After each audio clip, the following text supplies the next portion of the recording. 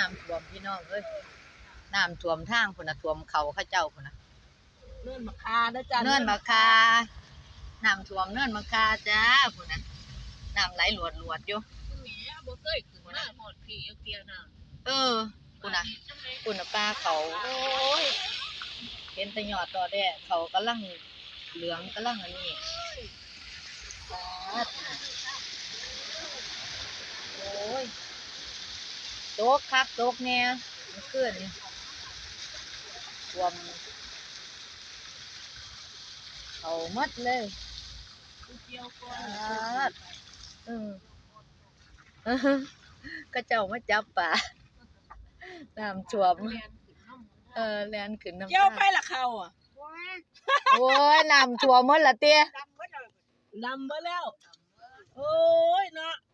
เอาบ่ทันเลยเนาะน้ำแห้งคักน้ำก็ไปน้ำโพดน้ำเกี่ยวเขาบ่ได้แม่เนาะ